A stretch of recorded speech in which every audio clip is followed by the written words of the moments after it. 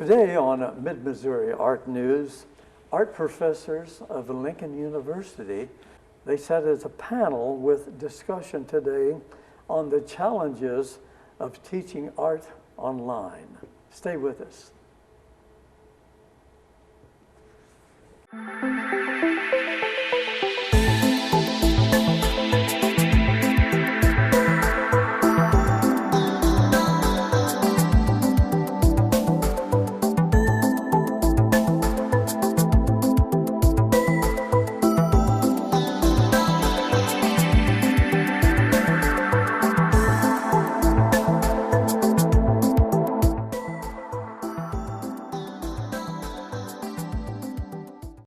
Welcome once again to JCTV Mid-Missouri Art News, supported by many art enthusiasts coming to you from the capital city of Jefferson City, Missouri.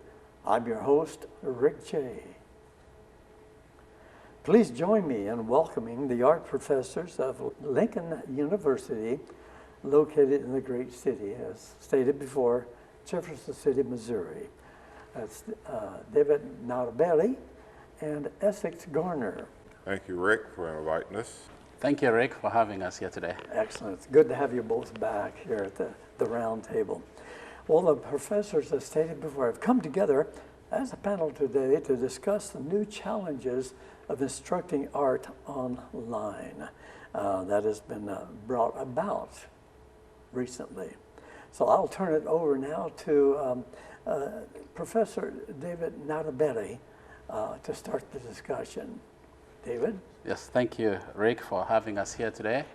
And as we are discussing this topic today of the challenges of teaching art online, I want to start by saying that this is one of the big challenges we faced during this year that we never ever thought about.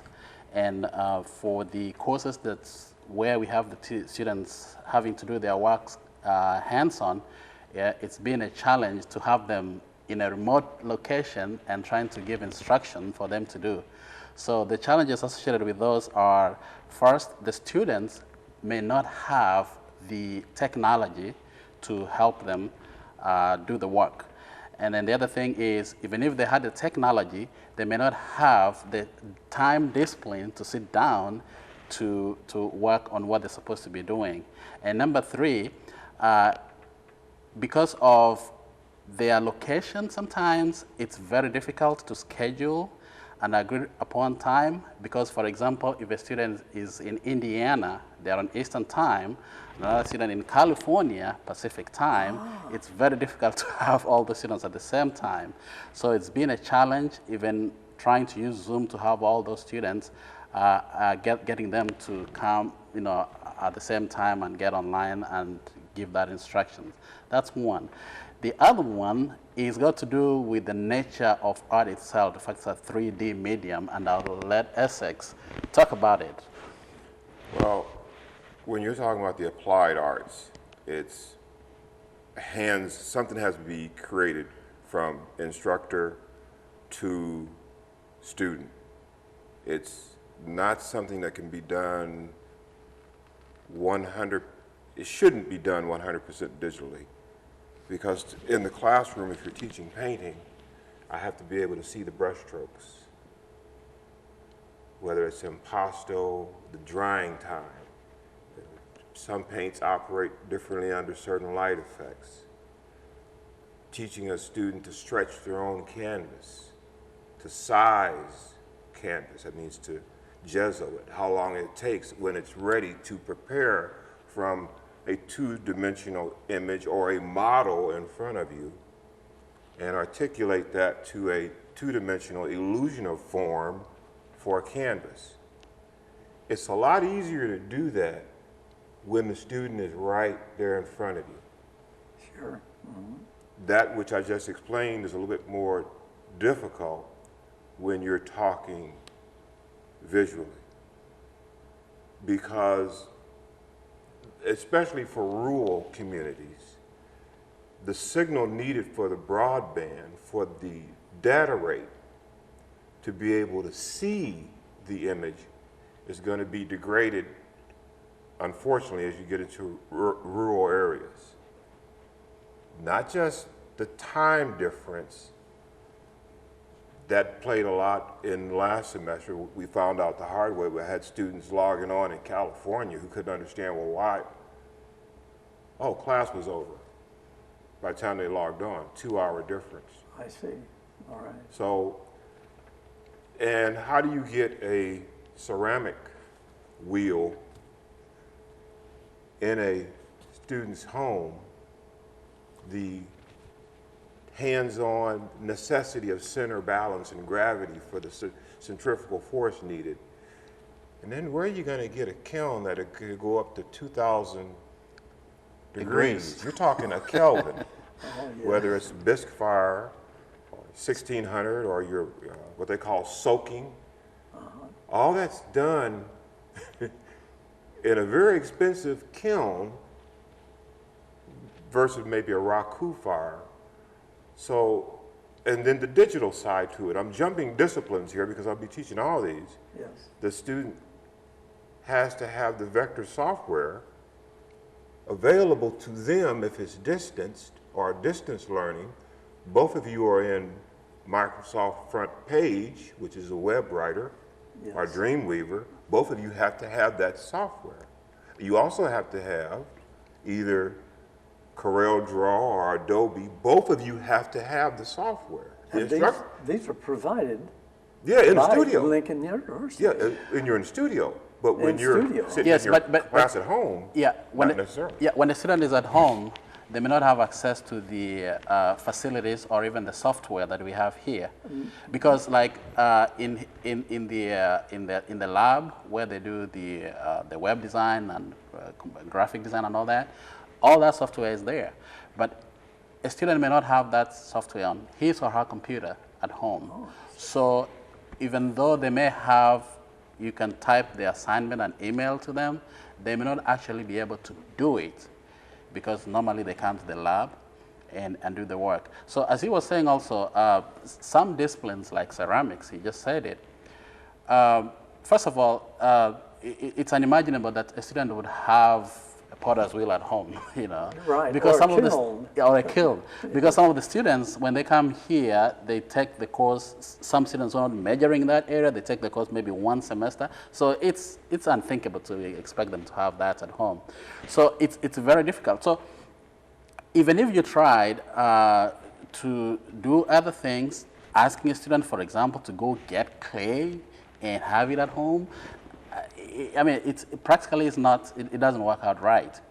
And then the other thing is when the students, when they are asked to do the work on their own time and without the supervision, you're not sure whether they're going to do it right.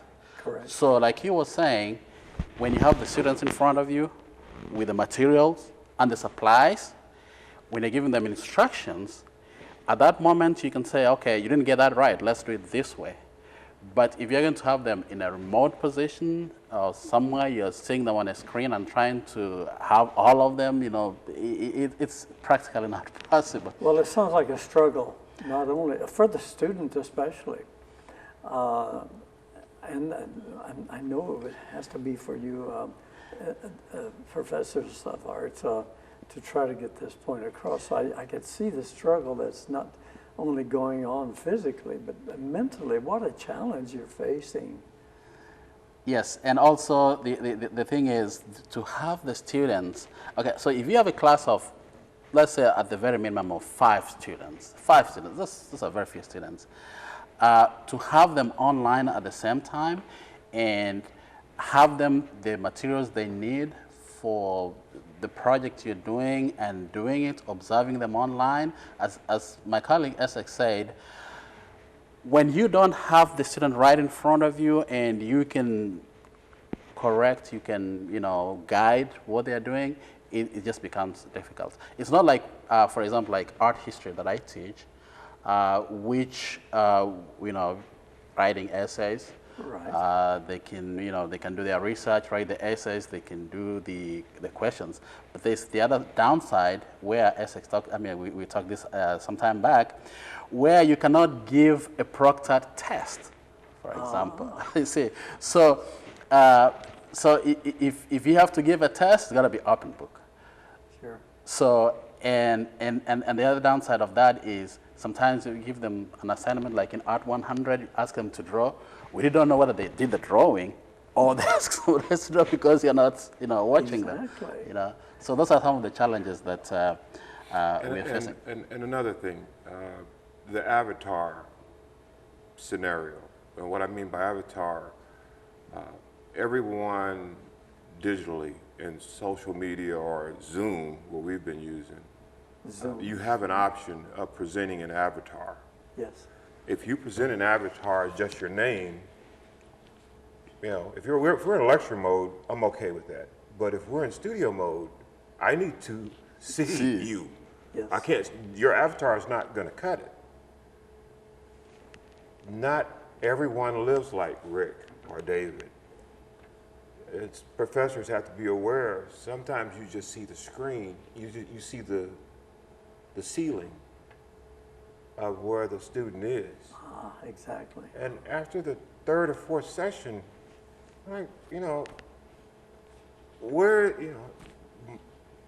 some people do not want to show you how they're living. Oh, that's in the true. background. That's another fact. So you have to be aware of that avatar, Yes. or that's like a false front. Yes. Mhm. I got to go around that false front when we're in figure painting, Right. figure drawing. Trying to identify to an The avatar's not gonna avatar work. is not Yeah. going to work. Yeah. You so- have to have that. We talked about that with both of you last time you was here at the round table. We talked about that personal touch that Lincoln University does give the students. And it looks like they're going to try to have to develop a new Yeah, way of reaching. Now, we are in kind of a unique situation at Lincoln. We have small class sizes anyway. So the vote of the social distancing and painting and drawing, the classes will be exactly the same. Nothing's going to change. The plenty, I can get 8 or 10 in a studio this size, no problem. So when you get to the humanities, as far as the gen ed classes, you get to the 30, seating and the social distance, that's when it becomes a little bit more, okay, we got another rule to abide by here. Yeah, one more point about the online learning. We should also admit that the nature of our students, the students that we take in, we take a variety of students. We know there are those who are struggling to stay in college. So a student who are struggling to be in college, asking them to be independent and trying to do their work, that's in itself a challenge. Exactly. Yeah. But the ones who can will rise to the occasion. That's the one who I want running my business. I'll give you an example. I had a couple of students last semester when we flipped the switch to go virtual. I noticed that the avatar would come up, we got 15 or 20 of them on the screen, and they have to be able to hear the lecture. That means you have to mute them. This is one of those along the line things they don't tell you about. You have to mute them. Well, these students were unmuting me, but I hear them, next stop, 118th Street. They're on a bus. Ah. Well, this goes on next class period. I'm having to mute this student again because I'm hearing all the background noise from the bus. But when I didn't realize this, what I was doing was actually cutting them off from the classroom. Because what can you get on a bus? Why? See, McDonald's is closed. The libraries is closed. So what I came to realize was this students were literally getting on the bus at 1 o'clock, riding to the end of the line and back, and end the line and back for 2 hours. For 2 hours. Just to make sure they could get the lecture, because that was the only signal they could get. See, Paul Harvey said, now you know the rest of the story. Yes. Yeah. So I had to learn to turn them down, because once I muted them, I cut them off. I cut them out of the lecture. Well, let's Isn't that continue. Yes, that's another. They don't tell you that in Zoom 101, but yeah, that's one of those little things you have to take. Well, we're close to taking a break. Okay. I'll ask you both to stay with us. We'll be right back. When we come back, the professors continue the discussion on the challenges of teaching art online. And so stay with us. We'll find out what they're doing to really take care of this problem that exists now. There's more right here on Mid-Missouri Art News. Great. Dave, it's your boss. Give me a shift this Saturday. Dave, you promised you'd take me on a proper date. David, it's Mom. Dave, you owe me money. Hey, Mr. Sims, I just want to remind you, you owe me 13. Mr. Sims, you can't keep on putting this off, man. I need that money.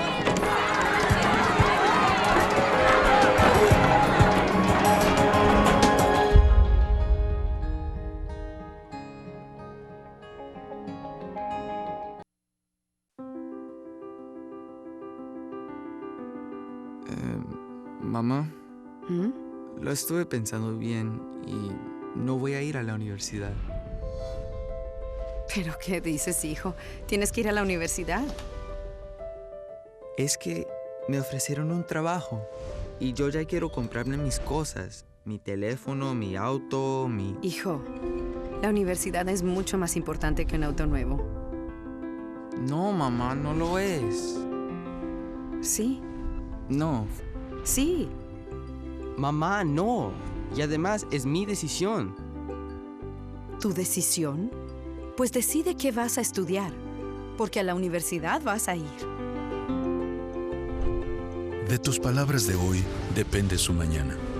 El Hispanic Scholarship Fund tiene la información para que ayudes a tus hijos a ir a la universidad y tengan un mejor futuro. Welcome back to JCTV Mid-Missouri Art News. I'm your host, Rick Jey, and we continue our discussion now on the topic of the challenges of instructing art classes online this year 2020.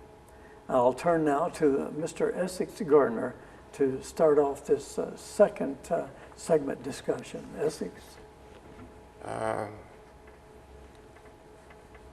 It's a few unknowns. One thing I liked about being in the military, usually I knew what was going to happen when I got up and got everybody ready to go. We pray that, let me just put it bluntly, an inoculate happens between now and the end of the year, like MMR or malaria, polio. That would be the optimum scenario. Plan for the worst and hope for the best. We know that our class sizes are going to be smaller. The enrollment for this university is down. Like all universities, not indigenous to Lincoln University, all universities are having to rethink their strategies, recruitment. It's a domino effect. If the economy is affecting the parent, who's sending their children to you in the semesters? The parent. They have to have some type of belief that their child is going to be safe. My daughter is at Lincoln. I'm not going to turn her over unless I know that I feel that there are precautions being taken, distances in the classrooms, wearing masks.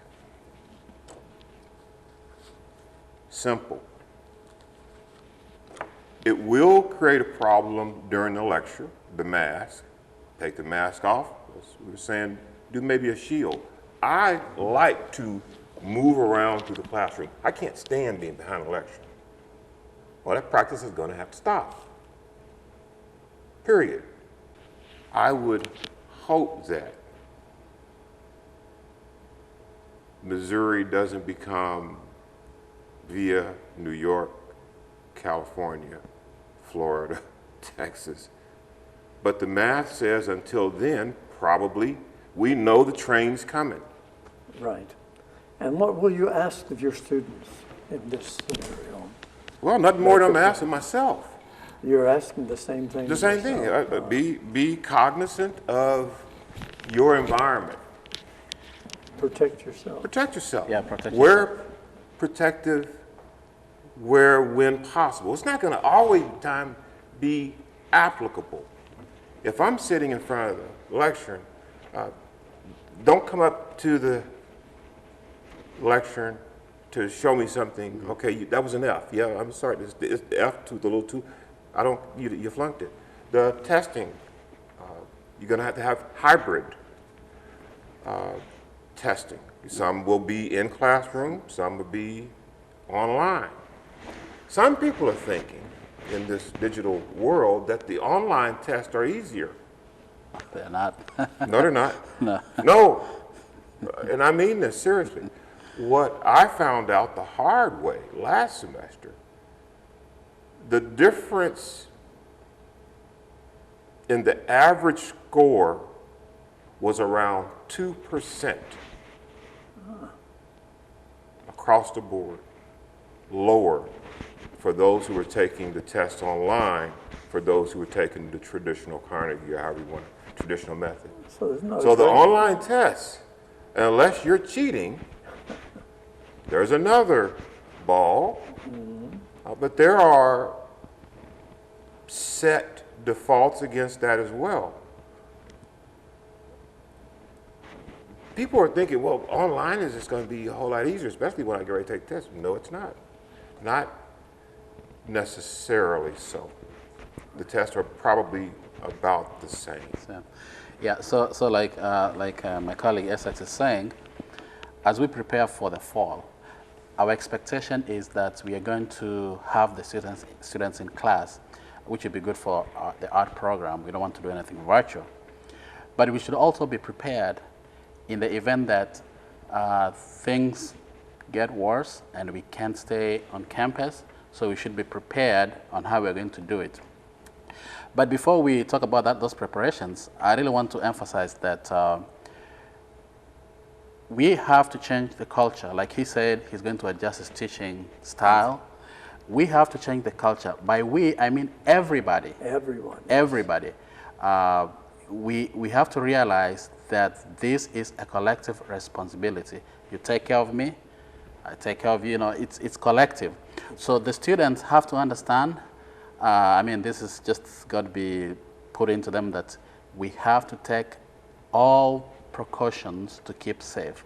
Otherwise, the option of going back online is not going to be, you know, I mean, it's not going to be the best option, especially for the art program. Now, while we're talking about the enrollment numbers, and like he said, in art we probably will have, you know, students and enough space to work. The problem is if the situation gets worse, the university doesn't. It's a blanket, you know, action. There's no saying that okay, this program can sustain being here, you know, or this other program can close. We all close. So we are hoping that in the fall, when students come back and everybody's back, we are going to take that responsibility of taking care of every person. We don't want. If I may, Yes. hang on to your thought. The Lincoln University closed down for a number of weeks. Are in your meetings with staff, are they looking at this possibility again, or somewhat trying to keep it open? You have to. Yes. It has to be part of it. Now we're talking about people going back to the classroom, elementary, junior high, high school, university, college, so the parents can go back to work. Yeah. So as the far as economy is now playing a part. Go ahead. Yeah. So the plan, as far as we know, according to our president and the administration, is that we're coming back in the fall. Okay. We're going to take the in-person classes in the fall. But of course, they are observing the situation in Missouri, in Jefferson City, and seeing what's going to happen. But we are optimistic that we'll be back in the fall. Now, the issue with that is, like Essex and I have received calls from parents of students in our program. They were asking us how we're going to do it. We don't have the answers right now. We don't have the answers right now. And how many weeks are we away from classes? Is it four? 4 or 5 weeks. And you're, yeah. so you're still We trying don't to have answers. And then you can imagine we have these students who have signed up for classes, but they don't know, the parents, really the students may want to come back, but if the parents don't feel comfortable, they say, no, time to go back to school. So we are hoping that in the next 3 or 4 weeks, some magic is going to happen and everything will be fine and we'll be able to go back to, have the students come back to class. But it's going to be a challenge. And one thing that I'm really concerned about is we can talk about all these measures that we are going to take and what's expected, but what's the cost of doing all that? And if it comes to, because right now, the state, I think, the funding in higher education has been cut, somehow. And even though we have all these measures we want to take, are we going to afford it? That's another thing, you need to worry about. So we could start maybe the first day you have the sanitizer in there, but after 3 weeks, those things are not there, then kind of people start worrying and all that. We hope we don't get there. But we need to, go ahead. At what point, I want to ask you both, do you, I know a lot of our heroes is being redefined now. I made the statement on Twitter that the new hero is being redefined. Our workers, the hospitals and what have you. Now you're coming into a classroom. You're going to put your own life in jeopardy, your families, the ones you associate with. So from your heart, how do you feel about that? Are you still, as before, Lincoln University has given so much, and now you're going a step farther beyond. How do you identify with that? You're saying, do we have faith? Well, not faith, but personally, how you look I at it. kind of Are you ready to? Yeah, so I can give you my personal response to that. Yes.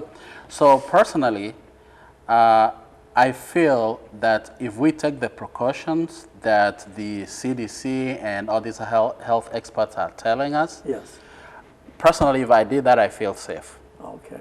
So, like I was telling, before we started this interview, we talked about the plexiglass and all that. Yes. Those are things I feel comfortable. So if I have the plexiglass in front of me, and if I need to, put a mask on to feel safer, I think that's good enough.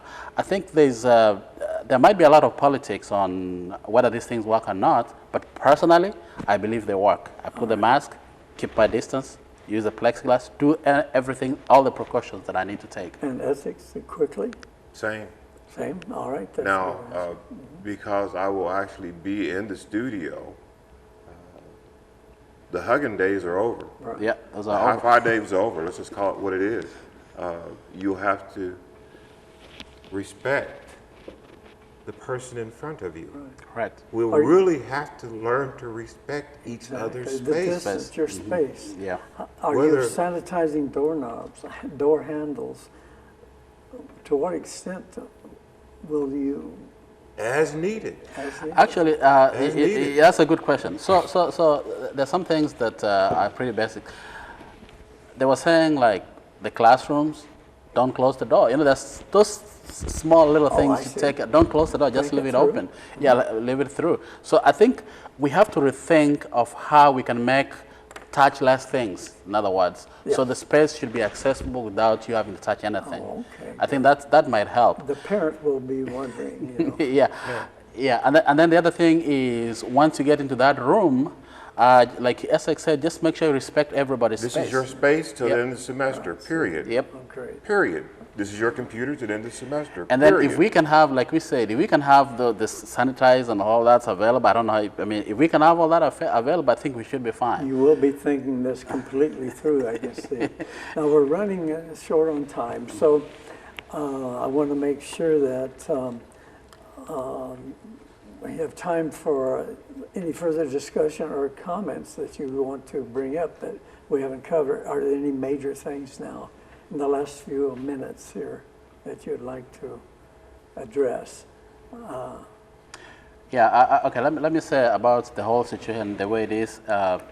Our art program, we had 3 professors. Essex. Now we have 2. Now we have 2. So our colleague, Jim Crow, is not here because of all partly because of economics. The yeah. budget at the Lincoln University. Yeah. But I wouldn't want to end this session without thanking him really for the great work he did. Yes. He's a wonderful man, a great mentor. You know, I mean, I loved working with him. Let me put it that in short. Excellent. Yeah. Excellent. He knows his stuff. How about that? Yep. Right. And I had looked forward to him being on the panel to hear his viewpoints, also. And originally, I wasn't avoiding you getting back about this one because we were all three going to be here, but that's one of the reasons I didn't get back to you. Because you did not know. We didn't know with this, the way things are, how it was going to turn out, you know. Okay, well, then let's go ahead and your last comment, a closing comment, please, Mr. Essex. This too shall pass. I can admit this now. When I was in the Army, I had a karate instructor. I used to think he's just like hitting on me. I mean, he'd just catch me sleeping, boom. But he would always say, this too shall pass. And the people who ride it through will become stronger. We will become better. We're already becoming better teachers. Going to become better students, going to become better people as a whole, because now we are as interested in our brother as we were supposed to be as far as abiding by the human laws of man. Isn't that funny that it took this to make us become interested in our brother's keeper, as they say? Yep. I am very interested in what my brother is doing over here now, because now it's like the guys in Afghanistan would tell you, this is what it feels like in a war zone. Exactly. And if he's not supporting you, you know they're out there. And, yes, right. I need to know that the guy on my right, the girl on my left has got my back. Right. And I need to be my brother's keeper. This is forcing us. Right. To become better stewards of humanity. Exactly, I agree 100%. And any closing? Okay, so there's something I want to say real quick here. The art program we are in the process of working towards accreditation to the National Association of Schools of Art and Design. Oh. I'm writing a report on that. And as he said, we'll get over it, because this too shall pass. Yeah, we'll get through it. So once we are through, then we'll proceed with that. So we are hoping that once our art program is accredited, it will be a tool for recruitment. We'll get more students, and we'll improve our program. And I do have a message from the music department about they really are looking forward to becoming re-accredited, getting the program back for music, because this is what happens if you things start to just go south. After a while you lose. And you look, there's no professor over here. Used to be one, he's not there now. Exactly. Used to be a program over here. So Dr. Sanders, Alfonso, David has been doing more of the writing, but we had a lot of areas to address as far as our upcoming accreditation. So if I haven't said it, David, thank you for your work on that. I know that it pains me to do that, but it is what it is. It is what it is. Because I believe Dr. Sanders right now is a social distancing, but I'm telling you, this too shall pass. This place has been here for 152 years. And let me thank Dr. Sanders. Dr. Sanders. Our been on the program. Yes, he has given us a lot of encouragement. Oh, that's great. A lot of encouragement. He sponsored a trip to the NASA conference. Yes, last year. And I really want to thank him for that. And we're very happy, and we are hopeful that our program is going to go to the highest, Well, I wish you... And alumni, if you got some extra money, send it. We need the money now for sure. Yes. Well, seriously. I thank you seriously for your time here today and presenting these challenges of the future. Yeah, so thank you for having us. Thank you very much. Oh, and also remember to make sure your video's not on when you're in the house by yourself. You think people are doing stuff in the background. Your students are hearing all that stuff on Zoom. Oh, I see. Make sure that Yeah, you when turn the you're video on- off when it's supposed to be off. Exactly. People aren't using the bathroom in the background. That's a good point. No, that's been happening a lot. You have no clue what's going on back there with those noises, huh? Well, thanks again. And I want to take time to thank you viewers for watching Mid-Missouri Art News worldwide. It's great that we're reaching out to all the different countries, naturally United States and locally here in Mid-Missouri. So I'm Rick Jey saying thanks to you folks. And I have to say thanks naturally to our staff here at JCTV, which continues on, fortunately, and our producer, Gloria Enlow, crew, Art Gerhard, and as the students come back this fall, I'll be thanking them and looking forward to their assistance to make the programs available to you viewers. So I'm Rick Jey saying keep it tuned to JCTV Access, and don't forget YouTube. I'll see you next time. Thank you for being with us.